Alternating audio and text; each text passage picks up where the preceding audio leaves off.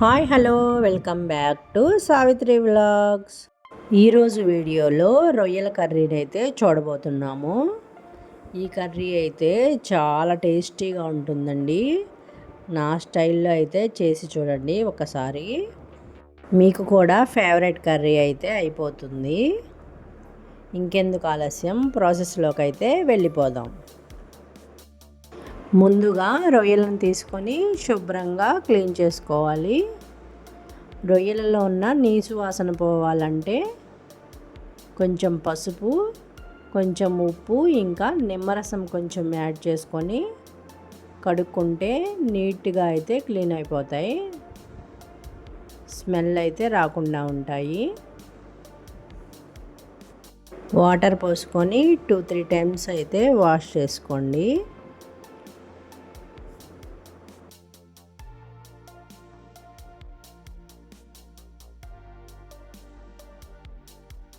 ఇలా శుభ్రంగా కడిగిన తర్వాత దీనిలో కొంచెం పసుపు వేసుకొని స్టవ్ మీద పెట్టి ఉడికించుకోవాలి. రొయ్యలలో వాటర్ వస్తాయి. ఆ వాటర్ మొత్తం ఎగిరిపోయేదాకా మనం ఉడికించుకోవాలి. చూడండి, వాటర్ వచ్చాయి. ఈ వాటర్ అంతా ఎగిరిపోవాలి. సో ఇప్పుడైతే మనం మసాలా రెడీ చేసేద్దాం. దీనికోసం అయితే ఒక మిక్సీ జార్ తీసుకొని కట్ చేసుకున్న అల్లం ముక్కలు, ఇంకా చిన్నుల్లిపాయ రెబ్బలు, దాల్చిన చెక్క, ఇంకా 4 లవంగాలు, 2 యాలకులు కూడా వేసుకొని 2 స్పూన్ల ధనియాలు వేసుకోవాలి.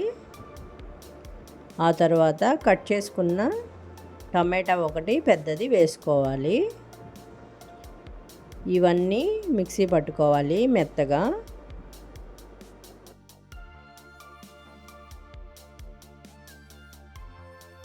ఇప్పుడైతే రొయ్యల్లో వాటర్ మొత్తం ఎగిరిపోయాయి.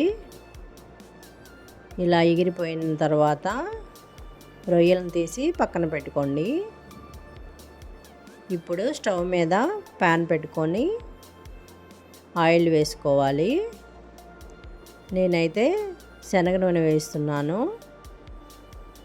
శనగ నూనె అయితేనే టేస్ట్ బాగుంటుంది నాన్ వెజ్ కర్రీస్కి.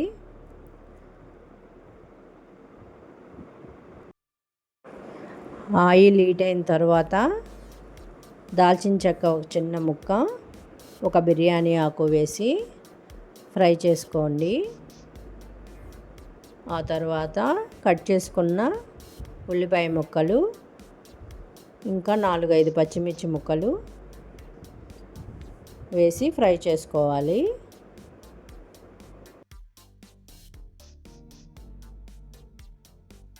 ఇప్పుడు కొంచెం పసుపు, ఇంకా ఉల్లిపాయలు వేగటానికి కొంచెం ఉప్పు అయితే వేసుకొని ఫ్రై చేసుకోవాలి. కొంచెం కరివేపాకు కూడా వేసుకుంటే చాలా బాగుంటుంది టేస్ట్ అయితే. ఉల్లిపాయ ముక్కలు బాగా ఎర్రగా వేగాలండి. ఇలా ఎర్రగా వేగితేనే కర్రీ మనకి గ్రేవీ వస్తుంది. ఉల్లిపాయలు ఇలా ఎర్రగా వేగితేనే కర్రీ టేస్ట్ కూడా బాగుంటుంది. ఇప్పుడైతే ఉల్లిపాయలు వేగిన తర్వాత మనం రెడీ చేసుకున్న పేస్ట్ని వేసి కలుపుకోవాలి. పేస్ట్ అనేది బాగా ఫ్రై అవ్వాలి. పచ్చి వాసన అంతా పోయి ఆయిల్ అయితే బయటికి రావాలి.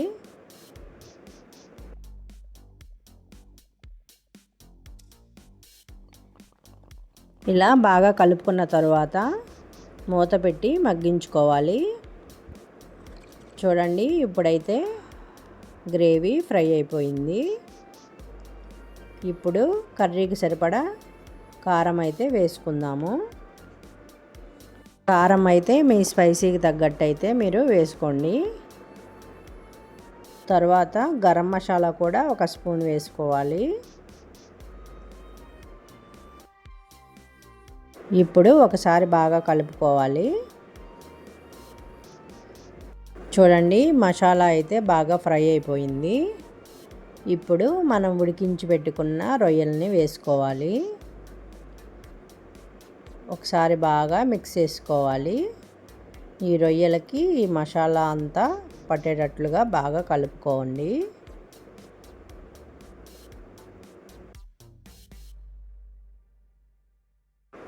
బాగా మిక్స్ అయిన తర్వాత మూత పెట్టి కాసేపు అయితే మగ్గించుకోవాలి.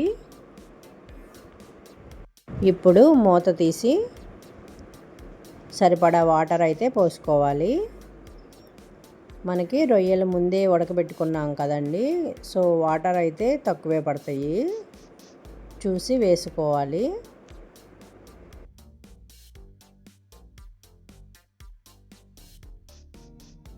ఇప్పుడు కర్రీకి సరిపడా ఉప్పు కూడా వేసుకొని మూత పెట్టి ఉడికించుకోవాలి. మధ్యలో ఒకసారి మూత తీసి కలుపుకుంటూ ఉండాలి.